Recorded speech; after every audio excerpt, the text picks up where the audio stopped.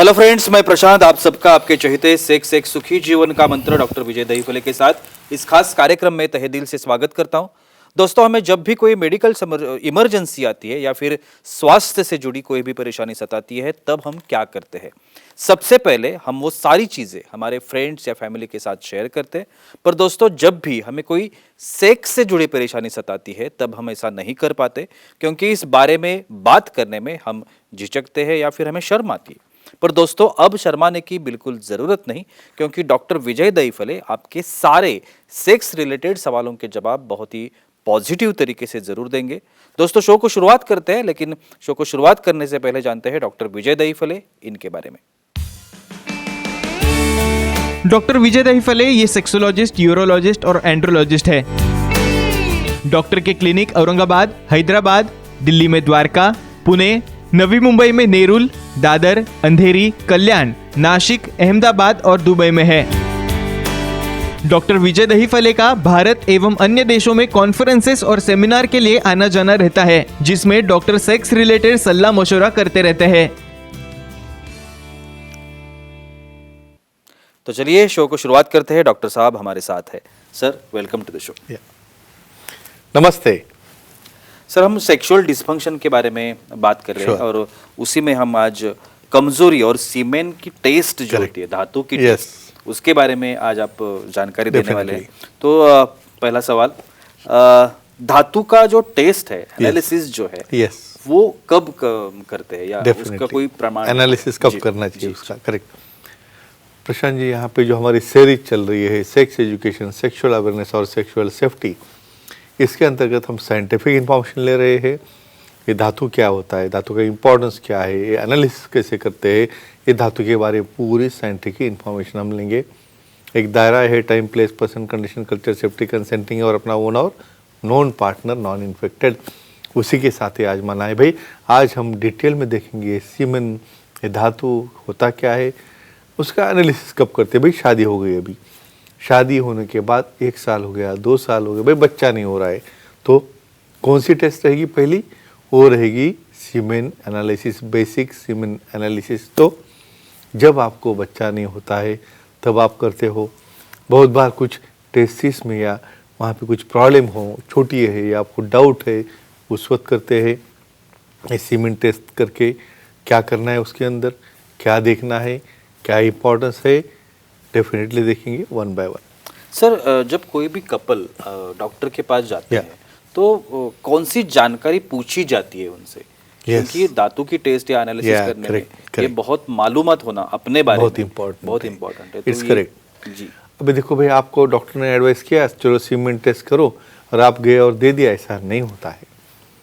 देखो, जब प्रोडक्शन होता है स्पर्म का, उसका जो लॉट होता है, पर सेकंड को 1500 स्पर्म बनते हैं। भाई, जब कपल आता है, हम उन्हें टेस्ट करना है, तो इमीडिएटली आए बराबर उसको टेस्ट करने के लिए नहीं भेजते। कम से कम टेस्ट के लिए आने के पहले 2 या 3 दिन का गैप होना चाहिए। मतलब 2 दिन पहले उनका एक्टिविटी या सेक्स होना चाहिए, यानी उस वक्त एक स्पर्म का लॉट इजैकुलेट होकर निकलना चाहिए, तो ही नए अच्छे फ्रेश वाले स्पर्म तैयार होते हैं। और फिर आपको गैप देना है 2 दिन का, 3 दिन का। नहीं तो बहुत बार हम बोलते गैप चाहिए, तो 1 हफ्ते का गैप रख के आते, रॉन्ग डायग्नोसिस होता है। करने के 2 दिन पहले गैप है, मतलब 2 दिन पहले संबंध करो, उसके बाद 2 दिन नहीं करना है और 3rd डे को आपको आके यहाँ पे सैंपल देना है, तो ही इसका सही रिपोर्ट, सही इन्फॉर्मेशन आपको मिलेगी। और एक कपल को एक्सप्लेन करना बहुत ज़रूरी होता है। सर, हमारे दर्शक भी हमसे कुछ सवाल करना चाहते हैं। जी, लौकिक जी है नोएडा से, उन्हें सवाल करना है। पूछिए लौकिक जी, क्या सवाल है आपका? हेलो, पूछिए, बोलिए। सर, धातु चेक करने के लिए घर से निकाल के ले जा सकते हैं क्या? तो इसलिए तो हम इन्फॉर्मेशन दे रहे थे। जी जी जी। भाई, प्रैक्टिकल एक्सपीरियंस है हमारा। भाई चलो ये रिपोर्ट करके आ जाओ। नहीं, वो मैं तो शर्म आती है, मैं वहाँ पे तो नहीं जाऊँगा, घर से ही निकाल के दूंगा। चलो देखते हैं क्या रिपोर्ट आता है। ऐसा नहीं है, कतई नहीं है। क्यों? भाई, घर में आप कौन से कंटेनर में ले रहे हो, उसके अंदर कंप्लीट स्टराइल है या नहीं है, उसके बाद कितनी देर के बाद वो लैब में आप जाके देने वाले हों, हर एक चीज़ का इम्पोर्टेंस है। स्टराइल कंटेनर हो, उसके बाद में इमीडिएटली देने के बाद उसमें हमें काफ़ी चीज़ें देखनी है। भाई, लिक्विड कैसा होता है, विस्कोसिटी कैसी है, कलर कैसा है, स्मेल कैसा है, कौन देखेगा ये? उसका लिक्विफेक्शन टाइम भी देखना होता है। ये सब कैरेक्टर जो फिजिकल है वो ऑब्जर्व करने के लिए और सही रिपोर्ट देने के लिए वही लैब में करके आपको देना है जो पैथोलॉजी है उसे, और वो उसका एनालिसिस करके उसका डिस्क्रिप्शन उसके अंदर नोट करेगा और वही सही रिपोर्ट रहेगा। इसलिए घर से कतई देने के पीछे पढ़िए मत, आपका ही लॉस होगा, सही रिपोर्ट नहीं आएगा। सर आपने अभी कहा कि घर से नहीं देना चाहिए okay. और लैब में ये चेक Sure, करते हैं तो sure. लैब में ही देना चाहिए। Definitely. लेकिन एक सवाल आता है कि वो करते कैसे है, हाँ, क्योंकि correct. उसके बारे में जानकारी नहीं होती तो है। फिर वो टेस्ट करने के लिए डर लगता है डर लगता कि कैसे है, sure, करते हैं sure, नहीं sure. पता। Yes, तो yes. उसके बारे में क्या कहेंगे? अभी समझो कुछ लोगों को भाई वहाँ पे लैब में देखने के बाद वहाँ पे हो ही नहीं रहा है, भाई मास्टरबेशन करके देना पड़ता है, भाई इसकी तो आदत नहीं, वहाँ पे देख के डर गया माहौल। वो बहुत बार हम पार्टनर को साथ में देते हैं, उसे एक अच्छा आइसोलेटेड रूम रहता है। बहुत बार कभी कभी हम उन्हें कुछ स्पेशल स्टाइल कंडोम रहते हैं, भाई आप ऐसे नहीं हो रहा है तो थोड़ा सा नज़दीकी करके आप कांटेक्ट करके उसे इजैकुलेट करो, और इस तरह से भी उसे कलेक्ट करते हैं। लेकिन ये कंडोम अपने रूटीन की जैसा नहीं रहता है, उसमें स्पर्मिसाइड नहीं होना चाहिए, केमिकल नहीं होना चाहिए और टोटल स्टाइल होना चाहिए। तो ऐसे केस में वहाँ पे रूम का अवेलेबिलिटी किया जाता है और वो सैंपल वहाँ दे सकते हैं, लेकिन यही फ्रेश सैंपल आपको सही रिपोर्ट देगा। और ये ऐसे कह सकते हैं कि ये हस्तमैथुन का ही टाइप हो गया। Definitely हस्तमैथुन ही हो से गया। करते Definitely, हैं। definitely. लेकिन अगर हस्तमैथुन से भी नहीं हो नहीं रहा निकला, हो, यस तो क्या करते हैं? करेक्ट। अभी कुछ ऐसे भी केसेस है भाई हस्तमैथुन हो गया, इवन पार्टनर साथ में रहने के बाद भी कॉन्सेंट्रेट नहीं हो पा रहे, यानी वहाँ पे वो वातावरण देखे स्टिमुलेट ही नहीं हो रहे। बहुत बार कभी कभी हम कोई उसे एक वाइसोडाइलेटिव मेडिसिन भी देते हैं, भाई चलो ये मेडिसिन लेके देखो और ट्राई करो, आप कर सकते हो क्या।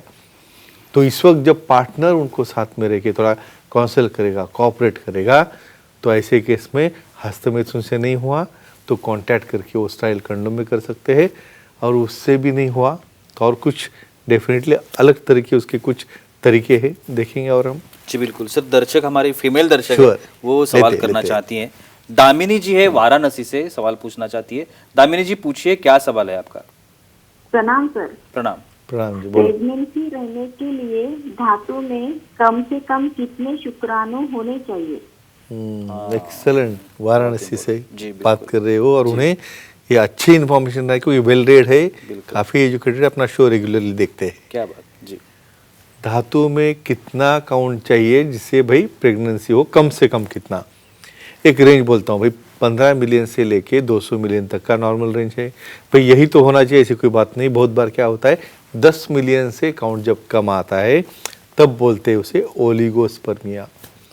और ऐसे केसेस में सिर्फ स्पर्म का काउंट ही नहीं, उसकी मोटिलिटी, उसकी स्पीड, फॉरवर्ड प्रोग्रेसिव मोटिलिटी 50% से आगे हो, फ्लैजेला अच्छा हो, हेड अच्छा हो, टेल अच्छा हो, तो एक ही कहूँगा 10 मिलियन तक भी आपका काउंट रहेगा तो आपको प्रेगनेंसी हो सकती है। लेकिन उससे नीचे काउंट आ गया और नॉर्मल स्पर्म्स नहीं है तो विशेषज्ञ से मिलके उसका कारण क्या है, हार्मोनल है, टेस्टिकुलर है, पोस्टेस्टिकुलर है, वो एनालाइज करके ट्रीटमेंट करके उसका काउंट से बढ़ाने से फ़ायदा नहीं है, उसका क्वालिटी बढ़ा के बाद में प्रेगनेंसी वो कर सकते हैं। लेकिन एक कट ऑफ वैल्यू आपको मैं 10 मिलियन पर एम की बोल सकता हूँ। जी सर, धातु के टेस्ट के बारे में हम लोग बात कर रहे हैं, लेकिन ये भी पता होना चाहिए कि धातु के टेस्ट में किस चीज की जांच हो रही है, देखना क्या है। जी बिल्कुल। तो उसमें होता क्या है? डेफिनेटली ये देखो, उसका एक क्लासिफिकेशन किया गया है, फिजिकल टेस्ट है, केमिकल टेस्ट है और माइक्रोबायोलॉजिकल टेस्ट है। फिजिकल में क्या देख रहे हो भाई, कितना क्वांटिटी आया, 1 to 1.5 ml नॉर्मल है, कलर कैसा है, स्मेल कैसा है, कोई ब्लड तो नहीं उसके अंदर, विस्कोसिटी कैसी है, लिक्विडिटी कैसा है, उसकी पीएच कितनी है। केमिकल में और आप देख रहे हो ये पीएच वगैरह, और बाद में देखना है माइक्रोस्कोपिक में स्पर्म कितने हैं, काउंट कितना है, मोटिलिटी कैसी है, नॉर्मल कितने हैं, एबनॉर्मल कितने हैं, कोई आरबीसी है क्या, इन्फेक्शन है क्या, डब्ल्यूपीसी है क्या, कास है क्या, ये सब हम डिटेल में देखने वाले। लेकिन ये रहते हैं इंपॉर्टेंट पॉइंट जो रिपोर्ट किया जाता है, और वो रिपोर्ट के सहारे सेक्सोलॉजी, सीरोलॉजी, एंड्रोलॉजी उसकी आगे की ट्रीटमेंट उसके ऊपर देते हैं। जी बिल्कुल सर। अगर किसी को रिपीट टेस्ट करनी हो यस, तो वो कब करनी चाहिए और क्यों रिपीट करनी है ये भी बोलता हूँ आपको। बिल्कुल। एक रिपोर्ट में कभी भी आपको फाइनल डिसीजन नहीं लेना है, भाई काउंट कम आ गया, ज़्यादा आ गया, जो भी है, कम से कम 2 महीने का गैप बीच में देना है हमें, या 3 महीने में 2 या 3 बार क्यों रिपीट करना है भाई। स्पर्म का लाइफ साइकिल रहता है 70 डेज का।